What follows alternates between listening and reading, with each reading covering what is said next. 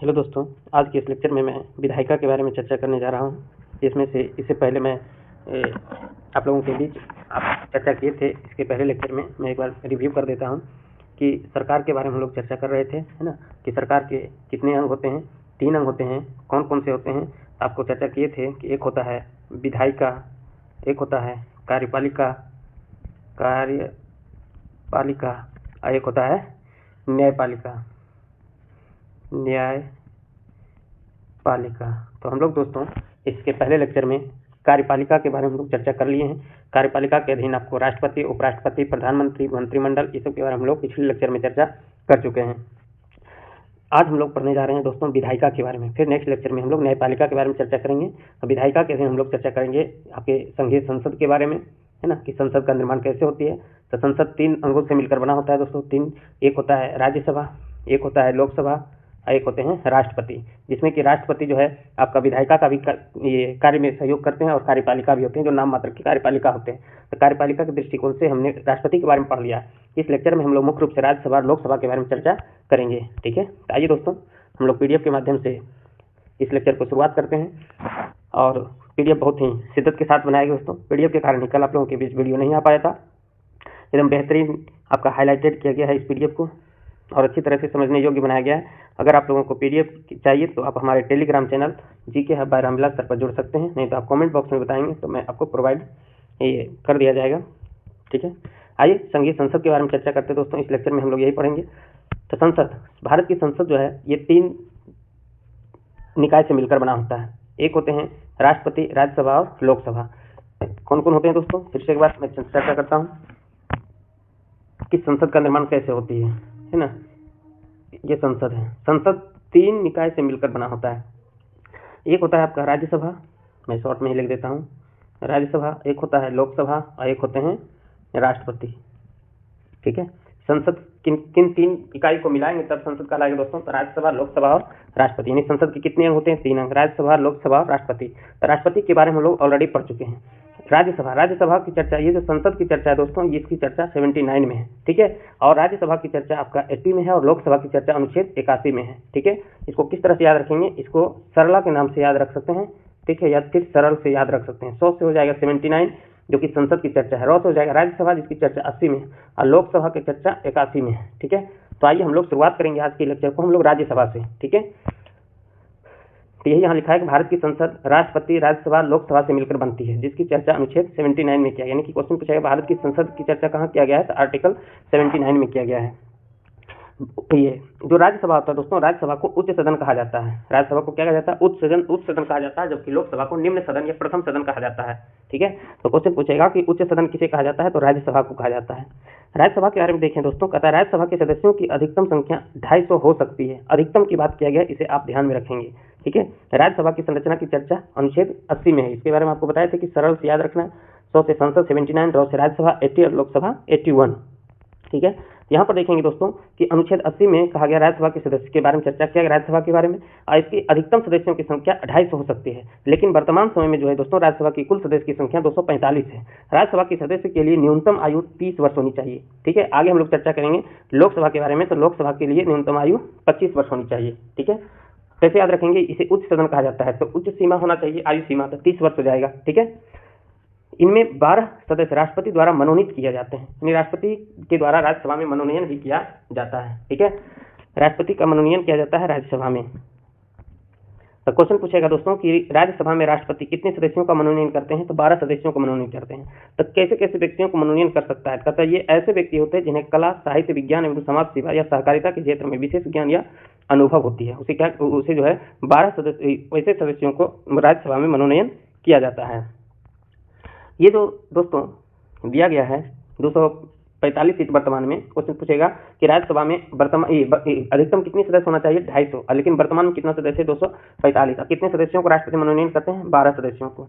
तो शेष जो 233 सदस्य है, ये संघ की इकाई राज्य और केंद्रशासित प्रदेश का प्रतिनिधित्व करते हैं।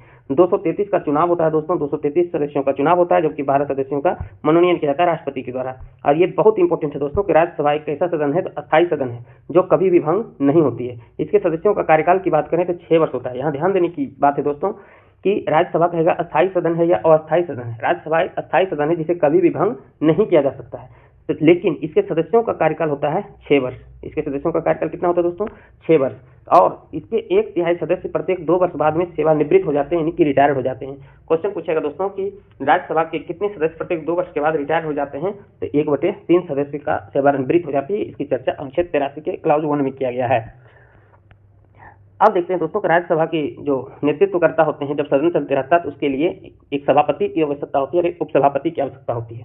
तो राज्यसभा का सभापति एवं उपसभापति के बारे में चर्चा करते हैं। इसकी जो चर्चा किया गया है अनुच्छेद 89 में किया गया है, 89 में किया गया है। ठीक है, क्वेश्चन पूछेगा कि राज्यसभा के सभापति और उपसभापति की चर्चा कहाँ किया गया है? तो अनुच्छेद 89 में किया गया है। राज्यसभा के सभापति के बारे में जब हम लोग वाइस प्रेसिडेंट के बारे में पढ़ रहे थे, यानी उपराष्ट्रपति के बारे में, तो वहां भी आप लोगों को बताया गया था कि भारत का उपराष्ट्रपति राज्यसभा का पदेन सभापति होते हैं। इसकी चर्चा अनुच्छेद कितना में कहा गया था? तो 64 में किया गया था। ठीक है, और वहां पर 64 और 89 दोनों को रिलेट भी किए थे कि अनुच्छेद 64 और 89 दोनों का संबंध एक से है, यानी कि सभापति से संबंधित है, राज्यसभा के सभापति से। 64 भी कहता है कि राज्यसभा उपराष्ट्रपति राज्यसभा के पदेन सभापति होगा, और 89 भी यही बात कहता है कि भारत का उपराष्ट्रपति राज्यसभा का पदेन सभापति होता है। पदेन सभापति कहने का मतलब हुआ कि कोई भी व्यक्ति जो उपराष्ट्रपति के पद पर आएंगे वो स्वतः ही राज्यसभा का सभापति हो जाएगा। राज्यसभा अपने सदस्यों में से किसी एक को क्या बनाते हैं? उपसभापति बनाते हैं। यानी कि ये जो उपराष्ट्रपति होते हैं, राज्यसभा के सभापति, वो अपने सदस्य में से नहीं होते, यानी कि राज्यसभा के सदस्य नहीं होते, जबकि राज्यसभा के सदस्य होते हैं उपसभापति, जो अपने सदस्यों में से उसे चुनती है। जब उपसभापति का पद रिक्त हो जाता है तब राज्यसभा किसी अन्य सदस्य को उपसभापति चुनती है, यानी कि जब उपसभापति का पद खाली हो जाता है तो कोई दूसरे सदस्य का ये चयन किया जाता है। आप जानते हैं दोस्तों कि राज्यसभा में सदस्यों की संख्या कितनी कितनी है, कौन कौन से राज्यों में। ठीक है, इसे आप जिस राज्य से आप बिलोंग करते हैं उसे आप याद रख सकते हैं, अन्यथा कुछ जो राज्य हाईलाइटेड हो किसी तरह से उनको आप ध्यान में रख सकते हैं। जैसे उत्तर प्रदेश में राज्यसभा के सदस्यों की संख्या 31 है, महाराष्ट्र में 19 है, तमिलनाडु में 18 है, बिहार से 16 है। ठीक है, अगर आप बिहार से बिलोंग करते हैं दोस्तों तो आप याद रख सकते हैं कि राज्यसभा में कुल बिहार में राज्यसभा के सदस्य की संख्या, राज्यसभा सीट कितना है? तो 16 है। सबसे अधिक आपका उत्तर प्रदेश 31 में है। पश्चिम बंगाल में भी 16 है। तो आप याद रख सकते हैं बिहार और पश्चिम बंगाल दोनों में राज्यसभा सीट 16-16 है। कर्नाटक में 12 है, आंध्र प्रदेश में 11 है, मध्य प्रदेश में 11 और गुजरात में भी 11 है। तो ये तीनों का जो राज्यसभा सीट है 11-11 है। उड़ीसा और राजस्थान की बात करें दोस्तों तो यहाँ पर 10-10 हैं। केरल में 9 है, पंजाब, असम, तेलंगाना, यहाँ पे 7-7 राज्यसभा सीट है। इसे धरकर आपको रटना नहीं है। ठीक है, झारखंड में राज्यसभा सीट की संख्या 6 है, छत्तीसगढ़ में 5, हरियाणा 5, हिमाचल प्रदेश 3, उत्तराखंड 3, बाकी जो बचे हैं सभी में 1-1 हैं। ठीक है, यानी कि देखा जाए एक तरह से 7 सिस्टर के जितने भी आपका स्टेट हैं, है ना, नागालैंड, मिजोरम, मेघालय, मणिपुर, त्रिपुरा, सिक्किम, अरुणाचल प्रदेश, सिक्किम आपका ये 7 और 1 8, ये सब में कितने कितने हैं? 1-1 है। गोवा में भी 1 है, ये भी ध्यान में रखेंगे आप। संघीय क्षेत्र में जो है राज्यसभा के कौन कौन से क्षेत्रीय यूनियन टेरिटरी से राज्यसभा का प्रतिनिधित्व करता है? तो ये 3 का प्रतिनिधित्व करता है मात्र। जम्मू कश्मीर से 4 हैं, दिल्ली से 3 है और पुदुचेरी से 1 है। यानी कि ये 3 यूनियन टेरिटरी से ही राज्यसभा का प्रतिनिधित्व करता है। ठीक है, राज्यसभा में प्रतिनिधित्व है, ये ध्यान में रखेंगे। बाकी जो 5 और यूनियन टेरिटरी है उससे वहाँ से राज्यसभा का सीटों का प्रतिनिधित्व नहीं किया जाता है। तो ध्यान में रखेंगे, जम्मू कश्मीर में 4, दिल्ली में 3 और पुदुचेरी से 1 है। तो देखा जाए दोस्तों कि राज्यसभा का प्रथम उपसभापति कौन हुए? एस.वी. कृष्णमूर्ति राव। एस.वी. कृष्णमूर्ति राव। अब इन्हीं के मन में चल रहा होगा सर कि तो बताइए प्रथम सभापति कौन होंगे? तो जो पहले बार उपराष्ट्रपति होंगे कौन थे? डॉक्टर आपका एस राधाकृष्णन, सर्वपल्ली राधाकृष्णन, ये प्रथम आपका सभापति हो जाएंगे। ठीक है, जबकि उपसभापति की बात करें तो डॉक्टर एस.वी. कृष्णमूर्ति राव हैं, इसे आप ध्यान में रखेंगे। उपसभापति का पद रिक्त होना, त्यागपत्र और पद से हटाया जाना, इसकी चर्चा अनुच्छेद 90 में किया गया है। यानी कि एक तरह से देखा जाए तो सभापति और उपसभापति की चर्चा 89, 90 ये सब के अनुच्छेद में किया गया है।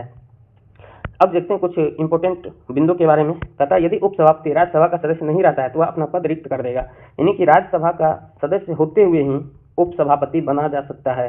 ठीक है, यदि राज्यसभा का सदस्य नहीं है तो उपसभापति का पद त्याग देगा। ठीक है, क्योंकि आपको पता है कि सभापति भी आपका राज्यसभा का सदस्य नहीं है और उपसभापति भी नहीं हो, तो कैसे हैंडल किया जाएगा राज्यसभा के सेशन को। अब जानते दोस्तों को उपसभापति राष्ट्रपति को संबोधित त्यागपत्र देकर पद त्याग सकता है। क्वेश्चन पूछेगा उपसभापति त्यागपत्र किसे देता है? तो उपसभापति त्यागपत्र आपको राष्ट्रपति को देता है। उपसभापति राष्ट्रपति को संबोधित त्यागपत्र देकर पद त्याग सकता है। क्वेश्चन पूछेगा उपसभापति किसे त्यागपत्र देगा? तो राष्ट्रपति को। और सभापति भी जो त्यागपत्र देगा वो भी किसको देंगे? तो राष्ट्रपति को भी देंगे, क्योंकि सभापति आपका कौन होते हैं? उपराष्ट्रपति। और उपराष्ट्रपति में हम आपको पढ़ा चुके हैं, उपराष्ट्रपति त्यागपत्र किसे देता है? राष्ट्रपति को देता है। ये भी इंपॉर्टेंट है, यानी सभापति और उपसभापति दोनों राष्ट्रपति को त्यागपत्र देगा।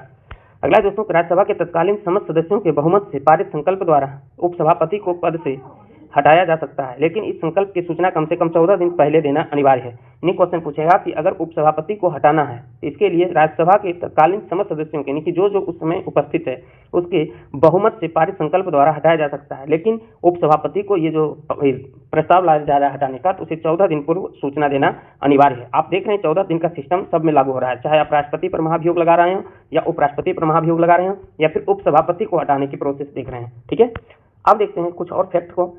कहता है कि जब सभापति या उपसभापति को पद से हटाने का संकल्प विचाराधीन हो तो वह पीठासीन नहीं होंगे, यानी कि पीठासीन अधिकारी नहीं होंगे। ये अनुच्छेद 92 कहता है। कुछ अन्य तथ्य भी देखते हैं राज्यसभा से संबंधित दोस्तों। कहता है कि मंत्री परिषद राज्यसभा के प्रति उत्तरदायी नहीं होते हैं। बिल्कुल सत्य है कि मंत्री परिषद जो है उत्तरदायी होते हैं किसके प्रति, तो लोकसभा के प्रति उत्तरदायी होते हैं। किसके प्रति उत्तरदायी होते हैं दोस्तों, लोकसभा के प्रति। क्वेश्चन बहुत इंपॉर्टेंट है कि जो भी मंत्री परिषद होते हैं वो मंत्री परिषद किस सदन के प्रति उत्तरदायी होते हैं, लोकसभा या राज्यसभा, है ना। तो ये लोकसभा के प्रति उत्तरदायी होते हैं। ठीक है, इसे आप ध्यान रखेंगे, राज्यसभा के प्रति उत्तरदायी नहीं होते हैं। दोस्तों ये जो राज्यसभा है, राज्यसभा के पास ज्यादा तो शक्तियां नहीं है, लेकिन इसे दो महत्वपूर्ण शक्तियां प्राप्त हैं। किसे, राज्यसभा को। राज्यसभा को दो महत्वपूर्ण शक्तियां प्राप्त है दोस्तों।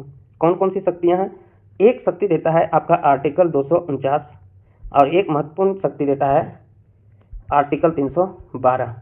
ठीक है, आर्टिकल 312। ये दो अनुच्छेद राज्यसभा को शक्तिशाली थोड़ा सा बनाता है। 249 कहता है दोस्तों कि यदि राज्यसभा यह पारित कर दे किसी राज्य के लिए कि कोई राज्य है, वह राज्य में यदि कह दे कि इस मुद्दे पर आप कानून बनाइए क्योंकि ये राष्ट्रीय महत्व का मुद्दा है ना। कोई राज्य के विषय पर भी कानून बना सकता है संसद, लेकिन किसके सिफारिश पर, तो राज्यसभा के सिफारिश पर। और इसकी अनुशंसा कौन करेगा, तो राज्यसभा करेंगे। ठीक है, राज्यसभा के कहने पर ही राज्य सूची के मुद्दे पर कानून बनाया जा सकता है। आपको पता होगा दोस्तों कि हमारे 7वें अनुसूची में 3 प्रकार की सूची की चर्चा किया गया है, संघ सूची, राज्य सूची और संवर्ती सूची। संघ सूची पर कानून केंद्र सरकार बनाती है, राज्य सूची पर राज्य सरकार, संवर्ती सूची पर केंद्र और राज्य दोनों बनाती है। लेकिन राज्य सूची पर भी केंद्र सरकार कानून बना सकती है। कब, जब राज्यसभा यह सिफारिश कर दे, संकल्पना कर दे कि कोई भी विशेष मुद्दा को लेकर कि ये मुद्दा राष्ट्रीय महत्व की मुद्दा है, तब इस स्थिति में संसद जो है राज्य सूची के विषय पर भी कानून बना सकता है। ये अनुच्छेद कौन सा कहता है, अनुच्छेद 249 कहता है। ठीक है, और ये जो कानून होगा दोस्तों, ये कानून मात्र 1 वर्ष के लिए लागू होगा। अगर राज्यसभा चाहे तो हमेशा ये सिफारिश करके 1 वर्ष तक क्या कर सकता है, उस कानून को बढ़ा सकता है। 312 क्या कहता है दोस्तों, 312 जो है, 312 क्या पावर देता है, 312 कहता है कि कोई भी नई अखिल भारतीय सेवा शुरू कर सकता है। जैसे आपको पता होगा कि अभी अखिल भारतीय सेवा लागू है केंद्र में। आप जानते हैं कि union public service commission UPSC लगा हुआ है, यानी संघ लोक सेवा आयोग। ठीक है, राज्य में आपका स्टेट पीसीएस है, यानी कि राज्य लोक सेवा आयोग। अगर राज्यसभा को संकल्पना कर दे कि कोई एक अलग अखिल भारतीय सेवा हो, जैसे एक आपको पता है कि आपका ये वन विभाग के लिए भी स्पेशल अखिल भारतीय सेवा है, तो ये नए अखिल भारतीय सेवाओं के लिए भी सिफारिश कर सकता है अनुच्छेद 312 के तहत। अनुच्छेद 312 के तहत आइए अब हम लोग इसको पीडीएफ के माध्यम से पढ़ने का प्रयास करते हैं। वही यहाँ लिखा है दोस्तों, अनुच्छेद 249 के अनुसार यदि राज्यसभा उपस्थित तथा मतदान देने वाले सदस्यों के 2/3 बहुमत से यह प्रस्तावित कर दे कि राज्य सूची में उल्लिखित कोई विषय राष्ट्रीय महत्व का है, ठीक है, तो संसद उस पर अस्थायी कानून बना सकती है। ठीक है, ऐसा प्रस्ताव 1 वर्ष से अधिक प्रभावी नहीं रहता है, लेकिन राज्यसभा चाहे तो हर बार 1 वर्ष के लिए बढ़ाया जा सकता है। ठीक है, तो 249 में क्या कहा गया दोस्तों, 249 में यह कहता है कि यदि राज्यसभा चाहे तो किसी राज्य के कोई विषय पर ये राष्ट्रीय महत्व का हवाला देते हुए संसद पर ये राज्य सूची पर भी कानून बनवा सकते हैं। ये बहुत इंपॉर्टेंट है, ये पावर से राज्यसभा को दिया गया और ये कानून अस्थायी होगा, 1 वर्ष तक ही लागू होगा। लेकिन राज्यसभा अगर चाहे तो हर वर्ष एक वर्ष करके बढ़ा सकता है। 312 भी महत्वपूर्ण अनुच्छेद है दोस्तों राज्यसभा की दृष्टि के। कौन से, कहता है केवल राज्यसभा को यह अधिकार है कि वह राज्यसभा में उपस्थित तथा मतदान देने वाले सदस्यों की कम से कम 2/3 बहुमत से अखिल भारतीय सेवाओं के सृजन का प्रस्ताव करे, यानी कि नई अखिल भारतीय सेवाओं का सृजन का प्रस्ताव भी कर सकते हैं। कौन, राज्यसभा कर सकते हैं। तो 2 अनुच्छेद राज्यसभा के लिए इंपॉर्टेंट है, अनुच्छेद 249 और अनुच्छेद 312। 249 राज्य सूची पर भी केंद्र सरकार से कानून बनवा सकता है। 312 कहता है अखिल भारतीय सेवाओं को सृजन के लिए सिफारिश कर सकता है। बहुत इंपॉर्टेंट है दोस्तों, इसे आप ध्यान रखेंगे। आइए कुछ और देखते हैं। धन विधेयक क्या है, कहता है कि राज्यसभा में पुनः स्थापित नहीं किया जाएगा। धन विधेयक के बारे में आपको बताए थे दोस्तों, अगर नहीं पता है तो आप एक बार जान लीजिए कि धन विधेयक जब भी पास किया जाएगा, यानी जब भी प्रस्ताव लाया जाएगा तो पहले कहाँ लाया जाएगा, तो लोकसभा में लाया जाएगा। ठीक है, और लोकसभा के बाद कहाँ पहुंचता है दोस्तों, राज्यसभा में पहुंचता है। अगर लोकसभा से राज्यसभा में एक बार धन विधेयक चला जाता है, तब राज्यसभा को ये आपका 14 दिन के अंदर इसे पारित करना होगा। अगर पारित नहीं करता है तो ये धन विधेयक जो है, धन विधेयक स्वतः ही पारित मान लिया जाएगा। यानी कि पुनः जो है लोकसभा, अगर राज्यसभा लौटा देता है तो ये लौटा नहीं सकता है, ठीक है। राज्यसभा सबसे पहली बार लौटा नहीं सकता है, और लौटाएगा भी तो लोकसभा से आप क्या कर सकता है, वो सिफारिश कर सकता है, ठीक है। सिफारिश कर सकता है या फिर बोल सकता है कि इस पर कुछ मुद्दा ऐसे हैं जिस पर कि संशोधन किया जाए। लेकिन अगर लोकसभा नहीं मानता है, बाध्य नहीं है, तो स्वतः हुए 14 दिन के अंदर ये पारित मान लिया जाएगा। यानी दोबारा इसमें स्थापित नहीं किया जा सकता है धन विधेयक को। वहीं यहाँ लिखता है दोस्तों, राज्यसभा में पुनः स्थापित नहीं किया जाएगा। ये चर्चा किया गया अनुच्छेद 109 के क्लाउज 1 में। धन विधेयक के संबंध में राज्यसभा को केवल सिफारिशें करने का अधिकार है, पुनः लौटा नहीं सकता है, ठीक है। नहीं बोल सकता है, जिन्हें मानना लोकसभा के लिए बाध्यकारी नहीं है। इसके लिए राज्यसभा को 14 दिन का समय मिलता है, ठीक है। ये कुछ और देख लेते, ये पहले देख लेते, फिर वो जो छूट गया आगे देखेंगे, ठीक है। कहता है यदि इस समय में धन विधेयक, यानी इस समय में विधेयक पास नहीं होता है तो पारित समझा जाएगा। यानी कितने दिन के अंदर? 14 दिन के अंदर। और ये चर्चा किसके लिए किया गया दोस्तों? धन विधेयक के लिए। आगे जब हम विधेयक पढ़ेंगे तो वहां पर बताएंगे विधेयक कितने तरह के होते हैं। अगर वो सामान्य विधेयक होगा दोस्तों, सामान्य विधेयक के लिए भी 6 महीने का ये आपका प्रावधान है कि 6 महीने तक वो रोक सकता है, कौन? राज्यसभा। लेकिन धन विधेयक को आपका 14 दिन तक ही रोक सकता है। अगर नहीं पारित करता है तो उसे पारित नहीं समझा जाएगा। राज्यसभा धन विधेयक को ना तो स्वीकार कर सकता है, ना ही उसमें कोई संशोधन कर सकता है। हाँ, सिफारिश कर दे कि हाँ ये काम कर लीजिए, लेकिन ये सिफारिश मानने के लिए लोकसभा बाध्य नहीं होती है, ठीक है। आइए, जो छूट गया था उसे मैं देखता हूँ, फिर आगे देखेंगे। राज्यसभा सदस्य जो प्रधानमंत्री बने, आपको बताया थे दोस्तों, प्रधानमंत्री वही बन सकता है जो लोकसभा के बहुमत दल का नेता होता है, ठीक है। लेकिन कोई जरूरी नहीं है कि लोकसभा का सदस्य हो ही, राज्यसभा के सदस्य होते भी प्रधानमंत्री बन सकता है। तो वो कौन कौन बने थे दोस्तों? वो बने थे इंदिरा गांधी। इंदिरा गांधी 1966 से 67 तक में राज्यसभा के सदस्य रहते हुए प्रधानमंत्री के पद पर रहे हैं। एचडी देवगौड़ा 1996 से 97 के बीच। आई के गुजराल हैं। डॉक्टर मनमोहन सिंह है। मनमोहन सिंह जी तो जब भी प्रधानमंत्री रहे तो राज्यसभा सदस्य रहते हुए प्रधानमंत्री बने हैं, ठीक है। ये भी इंपॉर्टेंट है, आप ध्यान में रखेंगे। संसद भवन के बारे में चर्चा करते हैं दोस्तों। ये पुराना संसद भवन है, नए संसद भवन के बारे में भी मैं बताऊंगा। पीडीएफ ये मैं अरेंज किया हूँ। हो सकता है कि ये लेक्चर अगर लंबा होगा तो मैं दूसरे वीडियो में मैं उसके लिए बारे में चर्चा करूंगा। मैं पुराना ये संसद भवन के बारे में चर्चा करेंगे। पुराना संसद भवन का नाम तो अब बदल के हो गया है संविधान भवन। आगे चर्चा करते हैं हम। अभी जानते हैं कि संसद भवन के बारे में कुछ हिस्ट्री को।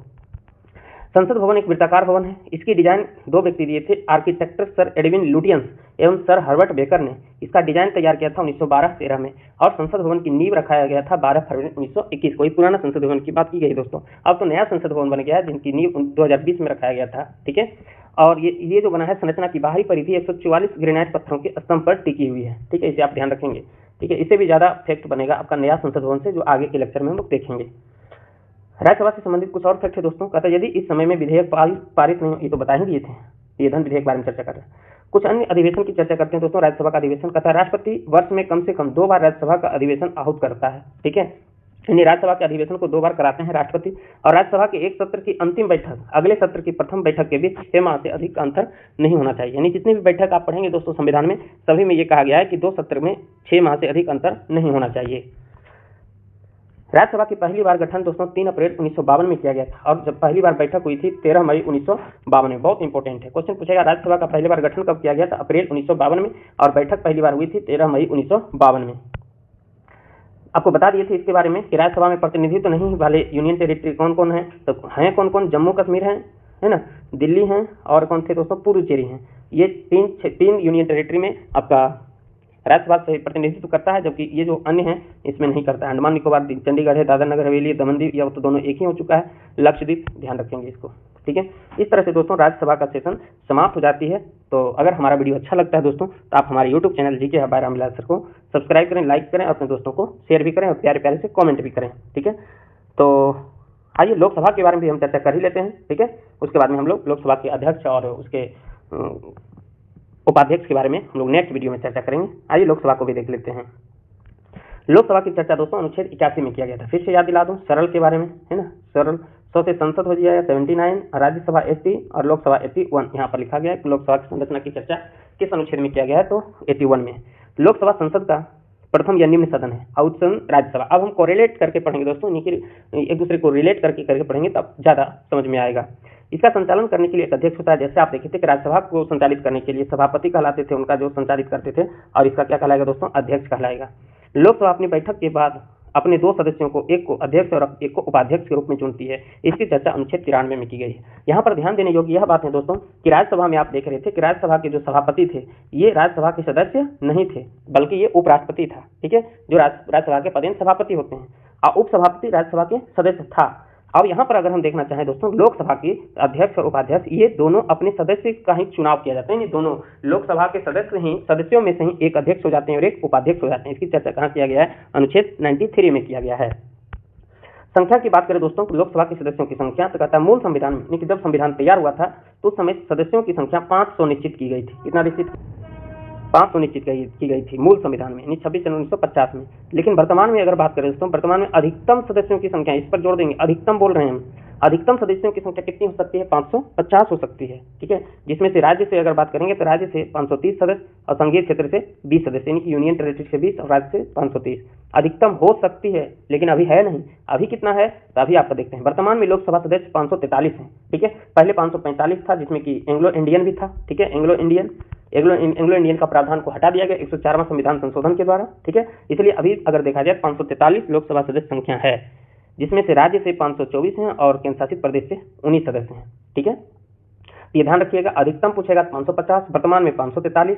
ठीक है, और पहले मूल संविधान में 500, जबकि राज्यसभा की बात करें तो राज्यसभा में अधिकतम 250 और वर्तमान में 245, जिसमें से 233 चुनाव होता है, 12 का क्या किया जाता है? मनोनयन किया जाता है राज्यसभा के द्वारा, ये राष्ट्रपति के द्वारा, माफ करेंगे।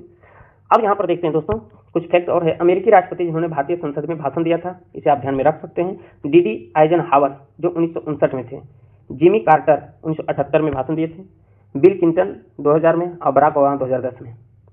संवैधानिक संशोधन 104वां संविधान संशोधन अधिनियम 2020 लोकसभा एवं राज्यसभा विधानसभा में आपका आंग्ल भारतीयों के लिए सीटों के आरक्षण को समाप्त कर दिया। यहाँ पर कंफ्यूज ना करेंगे दोस्तों, 104वां संविधान संशोधन अधिनियम कहीं पर 2019 मिलता है तो कहीं पर 2020 मिलता है। इसलिए मिलता है कि दोस्तों बिल को जब पास किया गया था, यानी जब ये एक्ट पास किया गया था 2019 था, जब ये अधिनियम में बदला, ये अधिनियम बना है 25 जनवरी 2020 में। राष्ट्रपति से जो संशोधन साइन हुआ था दोस्तों जनवरी में हुआ था, इसलिए कहीं पर 2020 दिया जाता है, कहीं पर 2019 दिया जाता है। इसे कंफ्यूज ना करेंगे, इतना ज़्यादा आपका नजदीकी ऑप्शन नहीं रहेगा, आप 19-20 ध्यान में रख सकते हैं। ठीक है, अगर बिल और एक्ट में हम अंतर देखना चाहें, आइए देखते हैं थोड़ा सा दोस्तों।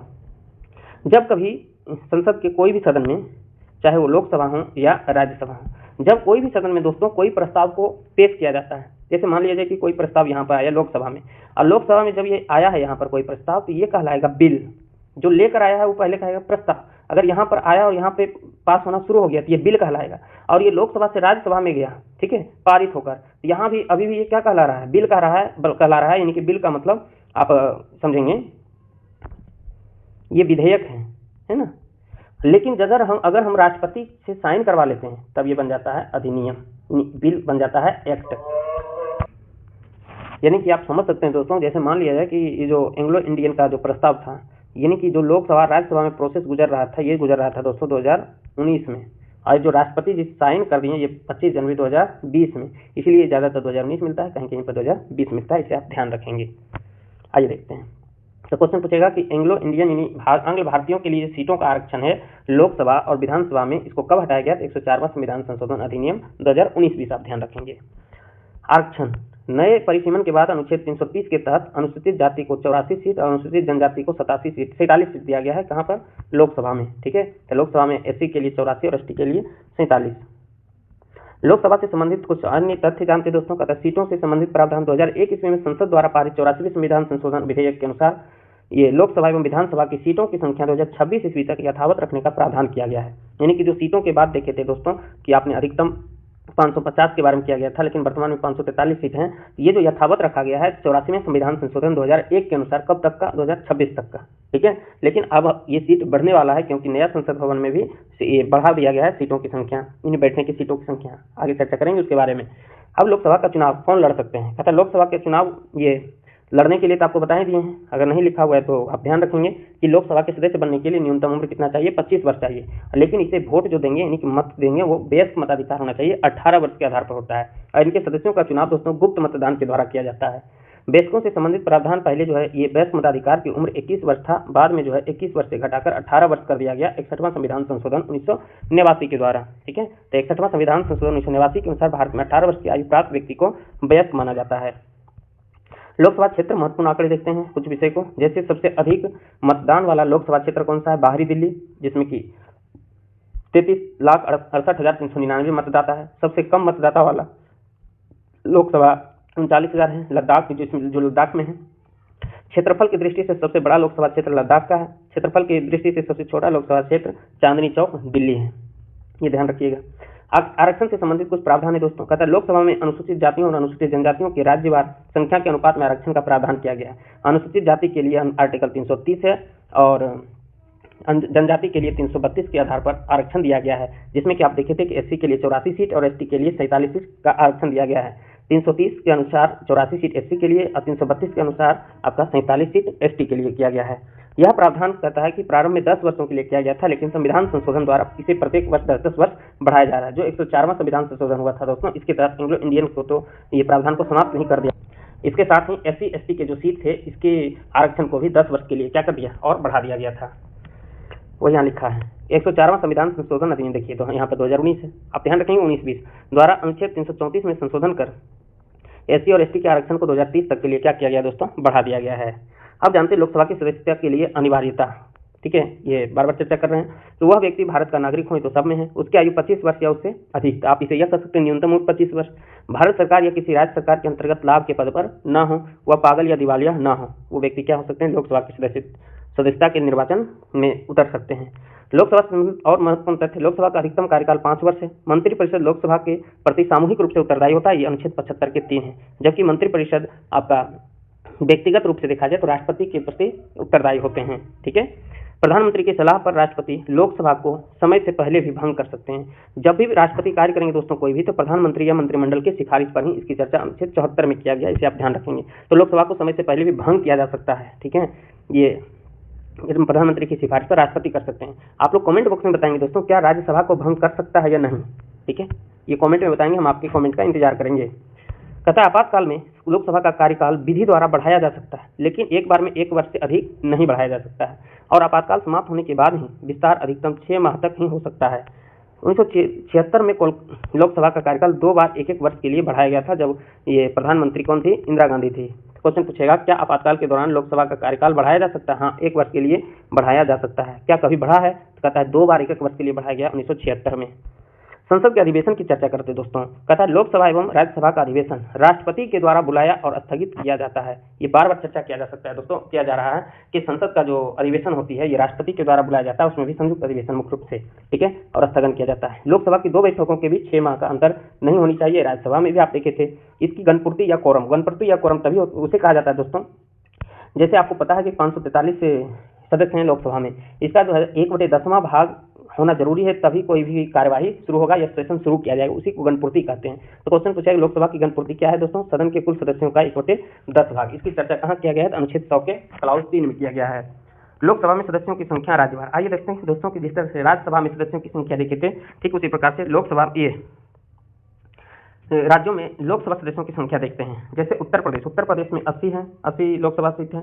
महाराष्ट्र में 48, पश्चिम बंगाल में 42, बिहार में 40, तमिलनाडु 39, मध्य प्रदेश 29, कर्नाटका 28, राजस्थान 25, आंध्र प्रदेश 25, उड़ीसा 21, केरल 20, तेलंगाना 17, झारखंड 14, असम 14। सबको रटना नहीं है, जो इंपॉर्टेंट हो किसी ढंग से राज्य उसे आप उस समय देख के जाएंगे जब आपका एग्जाम हो। कर्नाटक 28, असम 14 है, गुजरात 26, पंजाब में 13 है, छत्तीसगढ़ 11, हरियाणा 10, उत्तराखंड 5, हिमाचल प्रदेश 4, मेघालय 2, अरुणाचल प्रदेश 2, गोवा 2, मणिपुर 2, त्रिपुरा 2 और सिक्किम 1 है। नागालैंड 1 और मिजोरम भी 1 है। संघीय क्षेत्र की बात करें दोस्तों तो इसमें सभी यूनियन टेरिटरी से प्रतिनिधित्व करता है, जबकि आपको देखे थे कि राज्यसभा में सभी यूनियन टेरिटरी से शामिल नहीं था। दिल्ली से 7 लोकसभा सीट है, जम्मू कश्मीर 5, लद्दाख 1, पुदुचेरी 1, चंडीगढ़ 1, दादरा नगर हवेली और दमन दीव 2, अंडमान निकोबार 1 और लक्षद्वीप भी 1। सदन की गणपूर्ति अनुच्छेद 100 के 4। यदि सदन के अधिवेशन में गणपूर्ति नहीं है तो सभापति या अध्यक्ष उसके रूप में कार्य करने वाला व्यक्ति का यह कर्तव्य होगा, यानी कि गणपूर्ति तो हम जान गए कि 1/10वां भाग होगा कुल सदस्यों का। तब कहता है कि यदि गणपूर्ति ना हो तब सभापति या अध्यक्ष का क्या कर्तव्य है वो कहते हैं। कहता है यह कर्तव्य होगा कि सदन को क्या कर दे? स्थगित कर देने की सेशन नहीं चलेगा, या अधिवेशन को तब तक के लिए निलंबित कर दे जब तक कि गणपूर्ति पूरा नहीं हो जाती है, ठीक है। अब लोकसभा की गणपूर्ति को फिर से एक बार शॉर्ट लिस्टेड किया गया है, इंपोर्ट हाईलाइट करके, है ना, कि कुल सदस्य संख्या का 10वां भाग होना चाहिए, यानी कि लगभग 55, अब तो कम गया है, 54 भी चलेगा, है ना। 543 का 10वां% कितना हो जाएगा? 10वां भाग, है ना, हाँ 55 हो जाएगा, क्योंकि आदमी को तो काटा नहीं जा सकता है, 54.3 है। संयुक्त अधिवेशन की चर्चा अनुच्छेद 108 में किया गया है। इसे संयुक्त अधिवेशन को राष्ट्रपति बुलाते हैं। किस विधेयक के लिए बुलाते हैं, क्यों बुलाते हैं, आगे चर्चा करेंगे। संविधान के अनुच्छेद 108 में संसद के संयुक्त अधिवेशन की व्यवस्था किया गया है। संयुक्त अधिवेशन राष्ट्रपति के द्वारा बुलाया जाता है। संयुक्त अधिवेशन 3 स्थितियों में बुलाया जा सकता है। लीजिए आ गया, ठीक है। क्वेश्चन पूछा संयुक्त अधिवेशन कब कब बुलाया जा सकता है। आइए देखते हैं तीनों स्थिति को। कहता है जब एक सदन से पारित विधेयक दूसरे सदन द्वारा अस्वीकार कर दिया जाए, यानी कि जब लोकसभा के द्वारा पारित कोई विधेयक राज्यसभा अस्वीकार कर दे और उसे इम्पोर्टेंट लगे, ठीक है, तब इस स्थिति में क्या किया जा सकता है, ये संयुक्त अधिवेशन बुलाया जा सकता है। लेकिन इसमें भी कुछ ये एक्सेप्शन है कि कौन कौन से मुद्दे पर नहीं बुलाया जा सकता है, उसकी भी चर्चा हम आगे करेंगे। विधेयक पर किए जाने वाले संशोधनों को लेकर दोनों सदन अंतिम रूप से असहमत हो जाए, ठीक है, इन दोनों में पहला पार कर दे दूसरा पारित कर दे तो अस्वीकार किया जा सकता है। विधेयक पर किए जाने वाले संशोधन पर को लेकर दोनों सदन अंतिम रूप से असहमत, न तो लोकसभा न ही राज्यसभा, और जरूरी है तो उसके लिए भी क्या किया जा सकता है, संयुक्त अधिवेशन बुलाया जा सकता है। और कहता है जब दूसरे सदन को विधेयक प्राप्त होने की तारीख से 6 माह से अधिक समय बीत जाए और वह सदन विधेयक पारित न करे, इस स्थिति में भी क्या किया जा सकता है, संयुक्त अधिवेशन बुलाया जा सकता है। वहीं यहाँ लिखा है कि सदनों की संयुक्त बैठक, यानी सदनों की संयुक्त बैठक में अधिवेशन होने के लिए राष्ट्रपति की सूचना के बाद लोकसभा का विघटन बीच में हो जाने पर भी 108 के 5 के अधीन संयुक्त बैठक हो सकेगी, उसमें विधेयक पारित हो सकेगा। ये कहता है दोस्तों कि सदन की संयुक्त बैठक में अधिवेशन होने के कारण राष्ट्रपति की सूचना के बाद लोकसभा का विघटन बीच में अगर हो भी जाए, ठीक है, तब भी अनुच्छेद 108 के 5 के अधीन कहता है संयुक्त बैठक हो सकेगी और उसमें विधेयक क्या हो सकेगा, पारित हो सकता है, ठीक है। कुछ अन्य फैक्ट के बारे में चर्चा करते हैं दोस्तों। कैसा अनुच्छेद 108 द्वारा निर्धारित संयुक्त बैठक की प्रक्रिया केवल सामान्य विधेयक तक सीमित है, यही हम बताना चाह रहे थे। सामान्य विधेयक रहेगा उसी में आप संयुक्त अधिवेशन बुला सकते हैं। ऐसा नहीं हो कि कोई धन विधेयक हो या कोई संविधान संशोधन विधेयक हो। यदि कोई धन विधेयक या संविधान संशोधन विधेयक के लिए संयुक्त बैठक बुलाना चाहे तब वो संयुक्त बैठक का प्रावधान नहीं किया गया है। ये बहुत इंपॉर्टेंट है, आप ध्यान रखेंगे। वहीं यहाँ लिखा है कि धन विधेयक एवं संविधान संशोधन विधेयक पारित करने के लिए संयुक्त अधिवेशन की बैठक बुलाया नहीं जा सकता है, ठीक है। संविधान संशोधन विधेयक दोनों सदनों में अलग अलग पारित होना अनिवार्य है, ठीक है। धन विधेयक भी, धन विधेयक में तो राज्यसभा का कोई आपका महत्व ही नहीं है, ठीक है। संविधान संशोधन अनुच्छेद 368 के 2 के द्वारा शासित होता है। इस संविधान संशोधन के बारे में आगे चर्चा करेंगे हम लोग। संयुक्त बैठक के नियम बनाने की शक्ति राष्ट्रपति, राज्यसभा के सभापति और लोकसभा के अध्यक्ष के परामर्श करने के बाद दोनों सदनों की संयुक्त बैठकों से संबंधित तथा उन पर परस्पर संचार से संबंधित प्रक्रिया के नियम बना सकते हैं। यानी नियम कौन बनाते हैं संयुक्त बैठक की, ये राष्ट्रपति बनाते हैं। ये कहता है अनुच्छेद 118 का क्लाउज 3। संयुक्त अधिवेशन की जो बैठक होती है दोस्तों, उसकी अध्यक्षता लोकसभा के अध्यक्ष करते हैं। बहुत इंपॉर्टेंट है, बुलाते हैं राष्ट्रपति लेकिन इसकी अध्यक्षता कौन करते हैं, लोकसभा के अध्यक्ष। अगर ये अध्यक्ष नहीं हो तब लोकसभा के कौन करेंगे, उपाध्यक्ष इसका जो है संचालन करते हैं, अध्यक्षता करते हैं। क्वेश्चन पूछेगा एक शब्द में संयुक्त अधिवेशन की अध्यक्षता कौन करता है, लोकसभा के अध्यक्ष। अगर लोकसभा के अध्यक्ष भी अनुपस्थित हो तो लोकसभा के उपाध्यक्ष। और कहता है यदि वह भी अनुपस्थित हो, लोकसभा के उपाध्यक्ष भी नहीं हो तो राज्यसभा का कौन करेंगे, उपसभापति। लेकिन ध्यान रहे कि संयुक्त अधिवेशन में कभी भी आपका राज्यसभा के सभापति अध्यक्षता नहीं करेगा, ठीक है। कहता है वह यदि वह भी अनुपस्थित हों तो उपस्थित सदस्यों द्वारा चुना गया व्यक्ति पीठासीन होगा। यानी कि यदि अगर जैसे मान लिया जाए कि लोकसभा संयुक्त अधिवेशन है, अध्यक्षता कौन करना चाहिए, लोकसभा का अध्यक्ष। अगर ये भी नहीं है तब कौन करेगा, उपाध्यक्ष। अगर ये भी नहीं है तब कौन करेगा, तब कहता है कि राज्यसभा के उपसभापति। और अगर तीनों नहीं है तब कहता है कि उपस्थित सदस्य में से जो भी बैठा हुआ है लोकसभा राज्यसभा सदस्यों द्वारा चुना गया कोई भी पीठासीन होगा। पीठासीन का मतलब कि कुछ पैनल बना हुआ रहता है, उसी में से जो सब मिलकर जिसे चयन करेगा वही उनका अध्यक्षता करेगा, ठीक है, लेकिन सभापति नहीं करेंगे। संयुक्त बैठक में यदि कोई विधेयक विचाराधीन है तो दोनों सदनों की उपस्थिति एवं मत देने वाले सदस्यों के साधारण बहुमत से विधेयक पारित हो जाता है, पारित होना ही है। संयुक्त बैठक की कार्यवाही कैसे होता है, कहता है संयुक्त बैठक की जितनी भी कार्यवाही होगा सब लोकसभा की प्रक्रिया के अनुसार होगा, ठीक है। संयुक्त अधिवेशन किस तरह से कार्य करेगी, क्या नियम कानून है, वो तो राष्ट्रपति बनाएगा ही, लेकिन जो कार्यवाही की प्रक्रिया है सब लोकसभा की प्रक्रिया के अनुसार होगा। विधेयक वेबगत होना, विधेयक यानी कि लैप्स भी कर सकता है, विधेयक समाप्त कब कब हो सकता है, आइए देखते हैं। कहता है दोस्तों संसद में लंबित विधेयक सदनों के सत्रावसान के कारण वेबगत नहीं होता है। यानी कि जब कभी सदन चल रहा हो तो उस स्थिति में यदि किसी कारणवश सत्रावसान का मतलब कुछ समय के लिए उसे क्या कर दिया गया है, रोक दिया गया है, तो उस स्थिति में ऐसा नहीं होगा कि कोई विधेयक आपका लैप्स कर जाएगा, ठीक है। लैप्स कब करता है आगे चर्चा करेंगे, तभी क्यों नहीं करता इसके बारे में देखें। राज्यसभा में लंबित विधेयक जिसे लोकसभा ने पारित नहीं किया है, ठीक है, लोकसभा के विघटन पर भी वेबगत नहीं होगा, लैप्स नहीं करेगा। जैसे मान लीजिए कि कोई विधेयक है जो राज्यसभा में लंबित है, यानी राज्यसभा में ये रुका हुआ है, लेकिन वो पहले से लोकसभा क्या कर दिया है, ये पारित नहीं किया है, जिसे लोकसभा ने पारित नहीं किया है और लोकसभा क्या कर दिया है, भंग कर दिया गया। तो इस स्थिति में जो राज्यसभा में विधेयक है वह लैप्स नहीं माना जाएगा। ठीक है, ये भी ध्यान रखेंगे। कहता है कोई विधेयक लोकसभा में लंबित है, यानी कि अब की बार विधेयक कहाँ है, बिल कहाँ है, लोकसभा में, या जो लोकसभा द्वारा पारित होकर राज्यसभा में लंबित है। ठीक है, या तो लोकसभा में लंबित है या राज्यसभा में विलंबित है। उस स्थिति में कहता है कि लोकसभा के विघटन पर व्यक्तगत हो जाएगा। जैसे कहता है पहली बात, यदि लोकसभा में कोई विधेयक है, यहाँ पर कोई विधेयक है, ठीक है, और राज्यसभा में ये लंबित यहाँ पर है और राज्यसभा में पहुँच गया और लोकसभा को क्या कर दिया गया है, भंग कर दिया गया है। इस स्थिति में जो विधेयक यहाँ पर है, आपका विधेयक जो यहाँ था उसे लैप्स माना जाएगा। ठीक है, या फिर कहता है लोकसभा द्वारा पारित, कोई पारित करके यहाँ पर विधेयक चला आया और उस स्थिति में भी लोकसभा भंग हो जाता है, तब भी यह क्या किया जाएगा, ये जो विधेयक यहाँ आया वो समाप्त हो जाएगा। ठीक है, आगे देखते हैं कुछ प्रश्नों के बारे में। लोकसभा में एक दिन में तारांकित प्रश्नों की अधिकतम संख्या कितनी हो सकती है, 20 हो सकती है। ठीक है, धन विधेयक से संबंधित जानते हैं कि धन विधेयक के संबंध में लोकसभा का निर्णय क्या होता है दोस्तों, अंतिम होता है। ये ध्यान रखेंगे कि यानी धन विधेयक पर पूरा पावर किसका है, तो लोकसभा का है। धन विधेयक के संबंध में राज्यसभा एक कमजोर पावर वाला है। इस संबंध में संयुक्त अधिवेशन की कोई व्यवस्था नहीं। तो शुरू से बता रहे हैं कि धन विधेयक और संविधान संशोधन विधेयक पर किसी प्रकार की संयुक्त अधिवेशन की व्यवस्था नहीं है और धन विधेयक के संबंध में जो भी निर्णय होगा ये लोकसभा का अंतिम निर्णय होता है। आइए दोस्तों 2-4 मिनट और देख लेते हैं। अविश्वास प्रस्ताव क्या होता है, नो कॉन्फिडेंस मोशन। कहता है अविश्वास प्रस्ताव, अविश्वास प्रस्ताव केवल लोकसभा में ही प्रस्तुत किया जा सकता है। बार बार ये अविश्वास प्रस्ताव के बारे में चर्चा किया जाएगा दोस्तों बाद में।